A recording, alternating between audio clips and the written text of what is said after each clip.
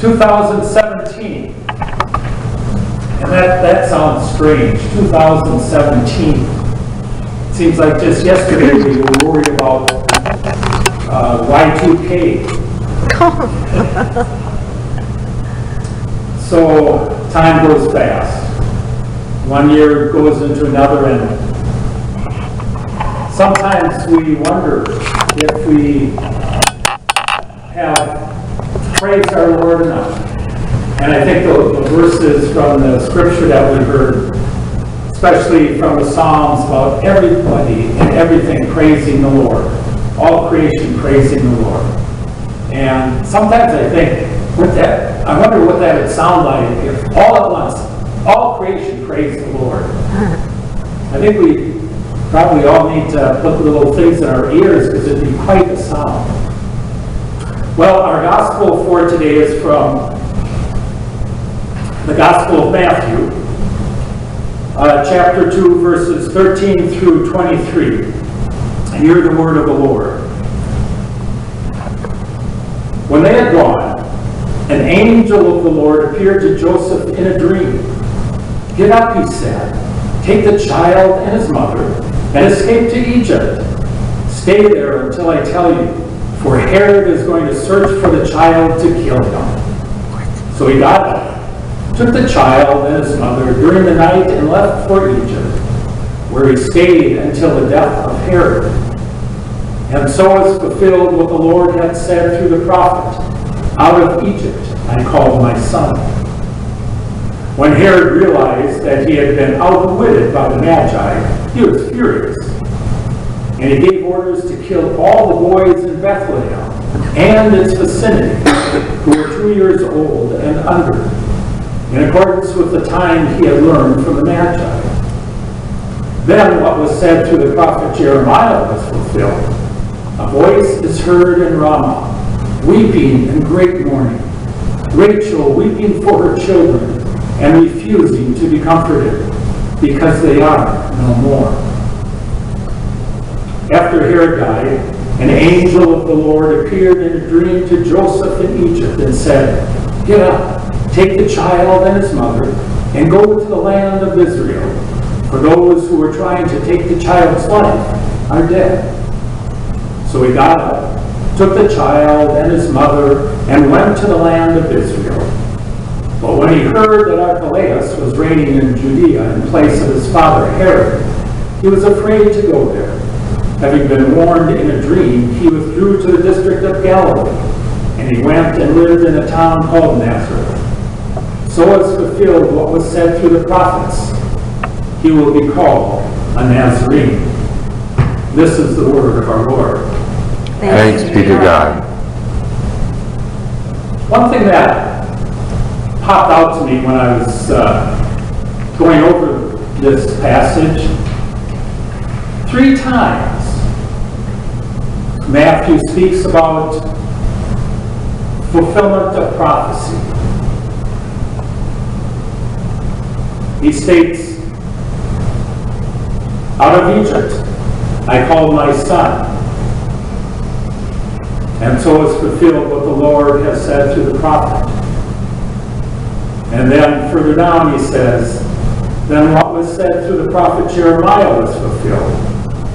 A voice is heard in Ramah, weeping in great mourning, Rachel weeping for her children and refusing to be comforted, because they are no more."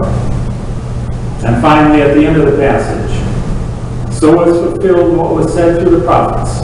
He will be called a Nazarene." So we've got at the beginning, in the middle, and at the end of this passage, prophecy being fulfilled, which is a tremendous message to us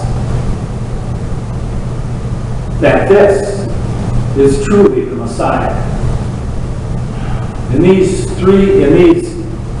10 short verses, 3 times prophecy is fulfilled. Now they escaped to Egypt because right before this, the Magi, the wise men, the three kings, had gone to Herod because they had seen the star and they were following it. And they went to Jerusalem because Jerusalem was the capital. And they figured, well, someone in the capital should know where this king is going to be born. So they went to Herod. And this is King Herod the Great. King Herod the Great was a great builder. He built a lot of palaces. He built he rebuilt the temple. But at this time in his life, he was also close to death. He was getting more paranoid than ever. Kings were usually paranoid. They were usually wondering, who's behind me? Who's creeping up on me to kill me and take my crown? And he was also sick.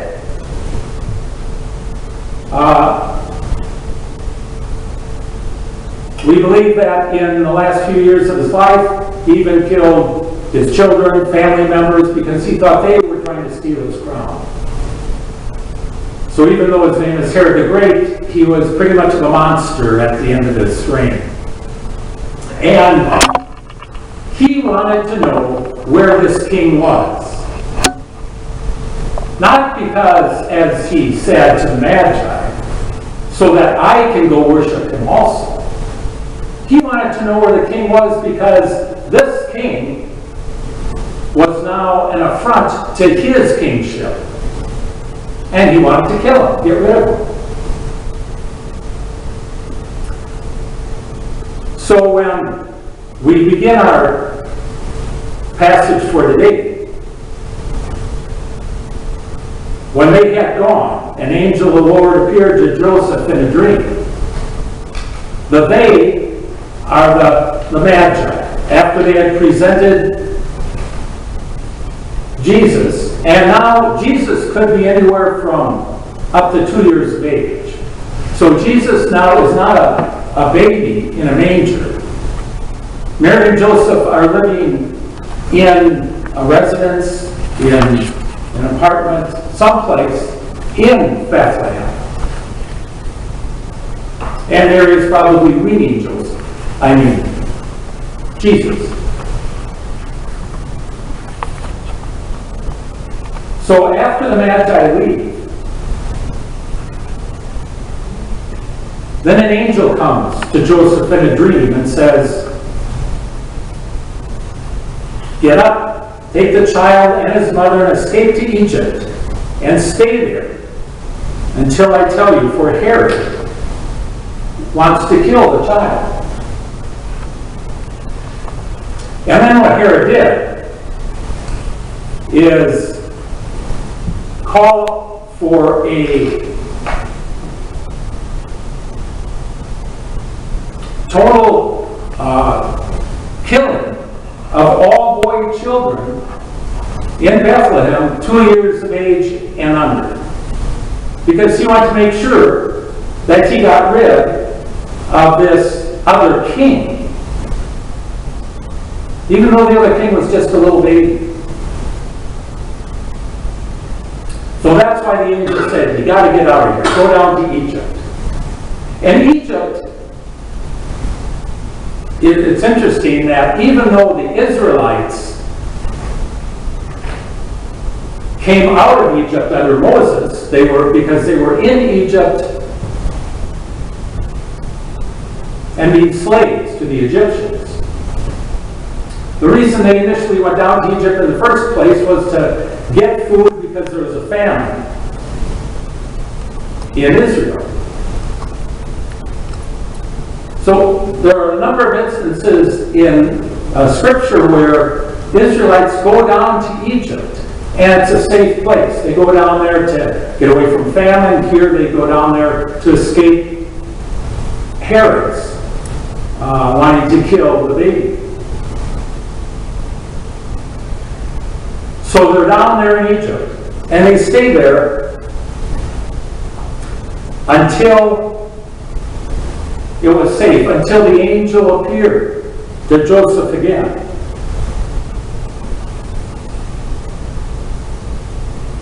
And then, after Herod died, the angel came and appeared in another dream to Joseph, and he said, "Get up, take the child and the mother and go back to Israel." Because King Herod had died, and it would be safe now. Now we know that King Herod died in 4 BC. So Jesus could have been born up to around 6 BC. Because he could have been up to 2 years old when the Magi comes and when this passage speaks about. So the family, it's safe now to go back to Egypt. But now when they get, not back to Israel, but now when they get back into the land, they realize that Archelaus, one of King Herod the Great's sons, King Herod the Great divided his empire into 3 pieces among his 3 sons. And Archelaus had this area in Judea. And Archelaus was even worse than his father was. So they were warned, well, it's probably not a good idea to go back to Bethlehem, because that's where Archelaus is reigning. So Joseph was warned again in a dream. 3 times Joseph is spoken to in a dream. He's warned first in a dream by an angel, "Get up, go down to Egypt."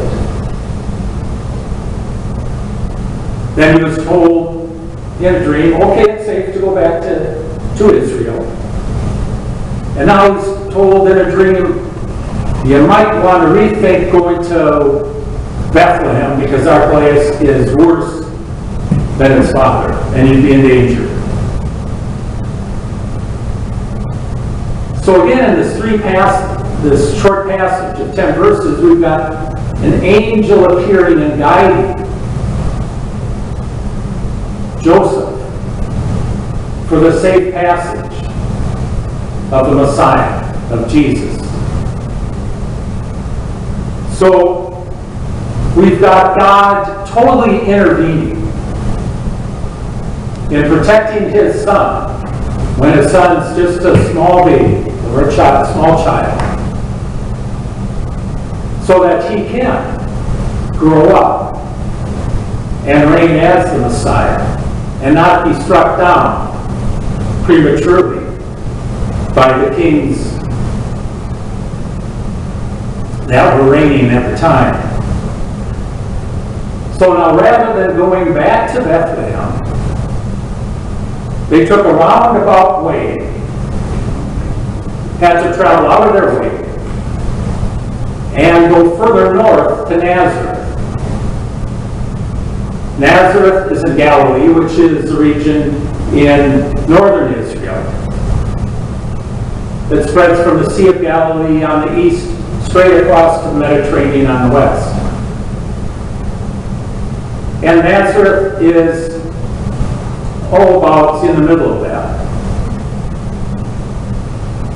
So they go around Bethlehem and go back to Nazareth. And there they settle. And that's where Jesus grows up. And the next time we hear about Jesus is when he and his family, he and Joseph and Mary, and a lot of other people, gathered together in a caravan from Nazareth and traveled to Jerusalem for the Passover.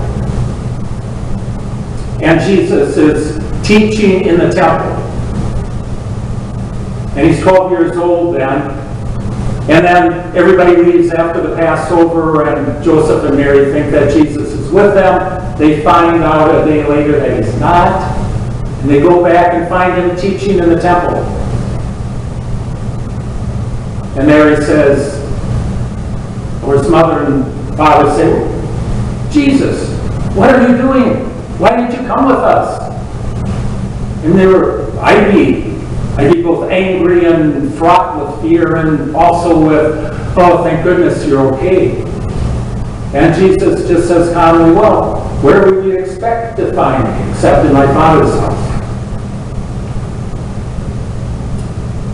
And then we don't hear about Jesus until he's around 30 years old and starts his ministry. So this is a very important passage in that whole structure of Jesus' life. We have his birth, and now we have God protecting him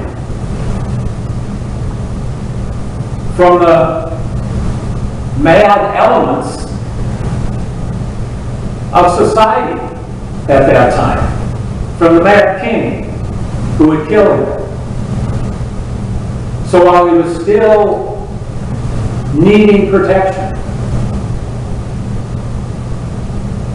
God intervened through his angels.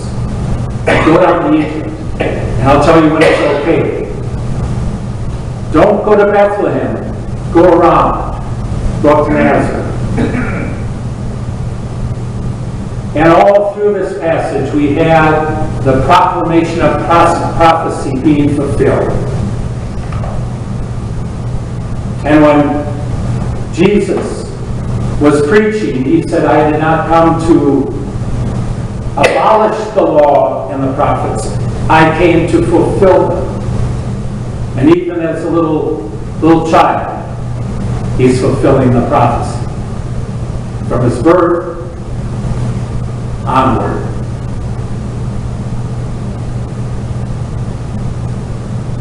So just as his father protected him when he needed it the most, his Father is our Father, our God in heaven.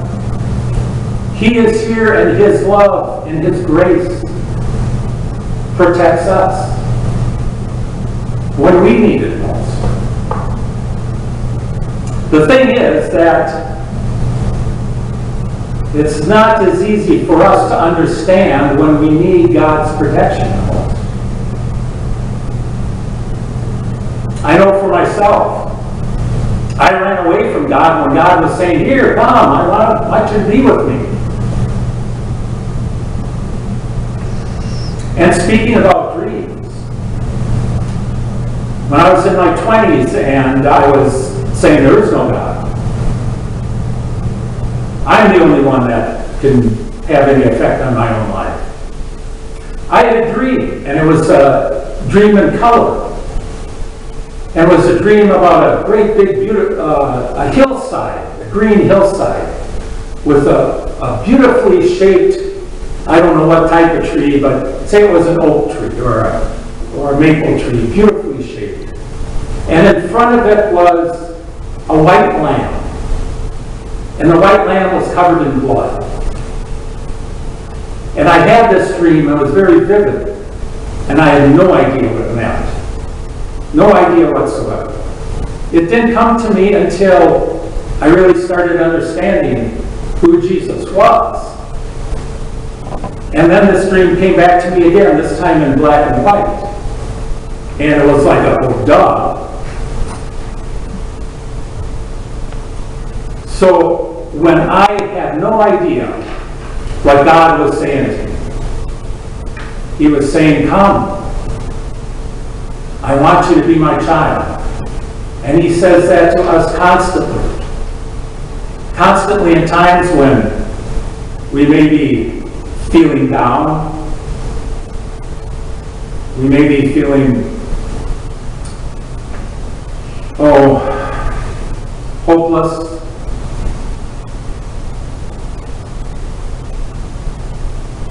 On another instance, about a month ago, I came back from 3 weeks in Thailand.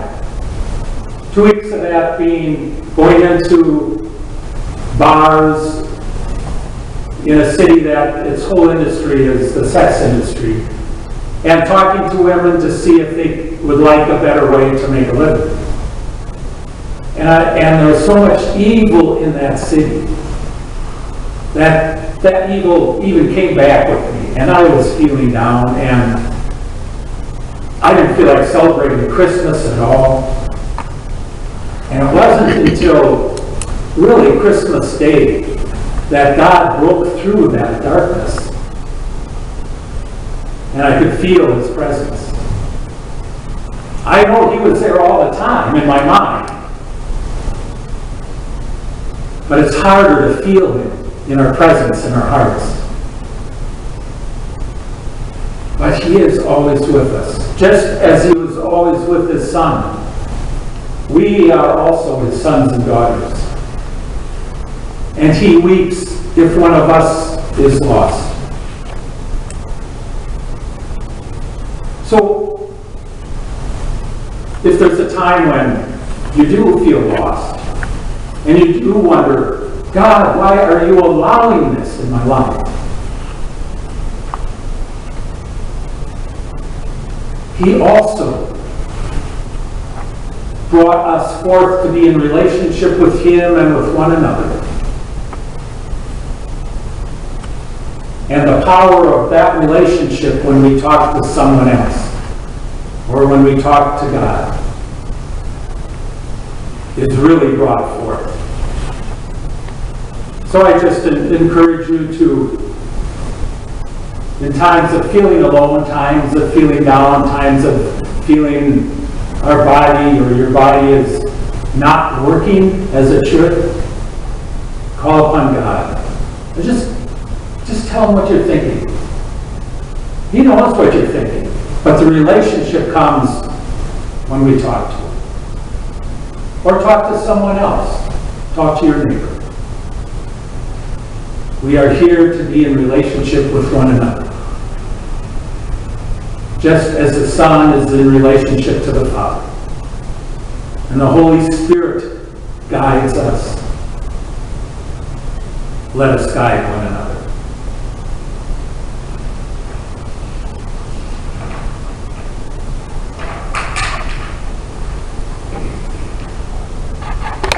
And now